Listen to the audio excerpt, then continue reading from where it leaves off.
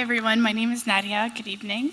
I just want to thank the Walrus Talk team and everyone for coming out and giving me this opportunity to speak to you guys today.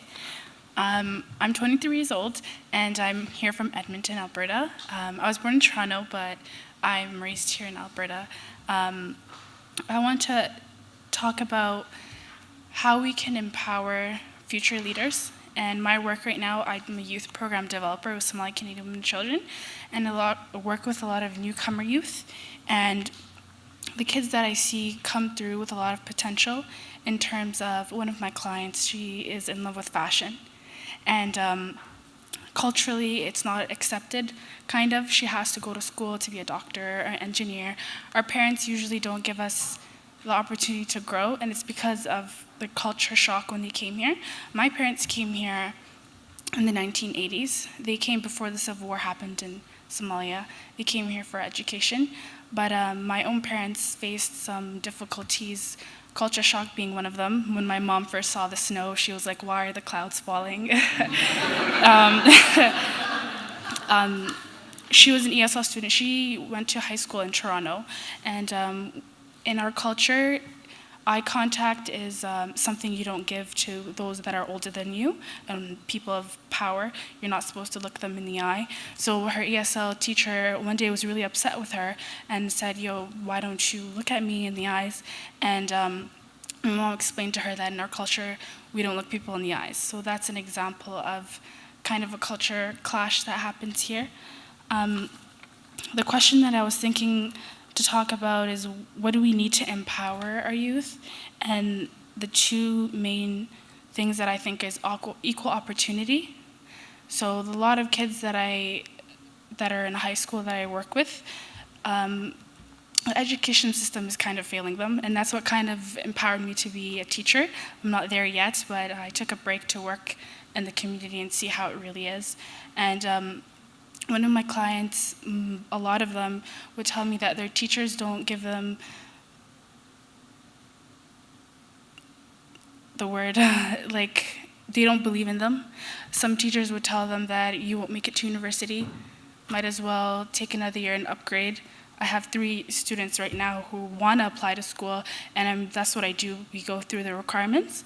And actually this weekend we have like a open house partnership with the University of Alberta, where we're having an open house for the parents so that they can understand what their children need to take to go into university and show them the other options other than education and engineering. So we have the arts faculty coming in as well.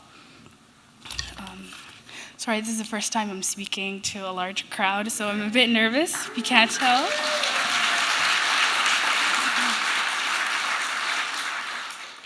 So a lot of the youth that I see, they have a lot of potential, but the one thing that we need to do as good leaders is to provide them with opportunities and see their potential and provide programs. So the social aspects is really important, but obviously we need more help to go through, and nonprofit organizations are doing the most that they can.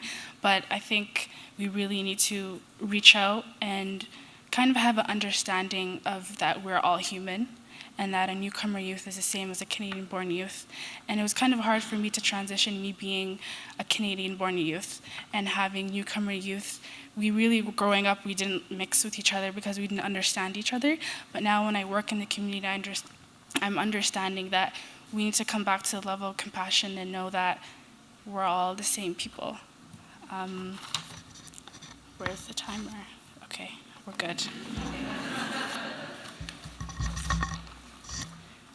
One of the stories I want to share today is one of the youth that I work with. She immigrated to Canada in 2015, and she just recently graduated high school, and she wants to be a doctor. But when she was in high school, she was taking ESL courses, and she didn't take her sciences, her biology, and her chemistry. So right now she is enrolled in Center High to take these upgrading classes, and part of my work is to introduce her to the field. So right now she's actually volunteering at a dentist's office. It's not really a medical, but she's still there, and she takes does translation, because in the area that northeast Edmonton, there's a lot of newcomers, and she translates for the doctors because a lot of them are Somali or Arabic. We speak both languages.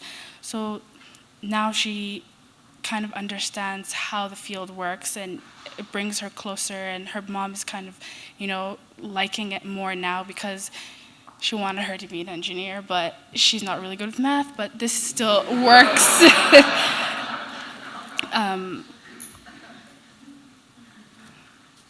I want to share this quote with everyone today, which kind of embodies the meaning of leadership for me and understanding. Good leaders genuinely care for and respect other people. Great leaders believe in the value of all people. That is, they believe every person has something to offer to others, such as good leaders include as many as possible in their plans. Exclusiveness breeds selfishness, and inclusiveness builds unity and success. Thank you guys for listening to my story.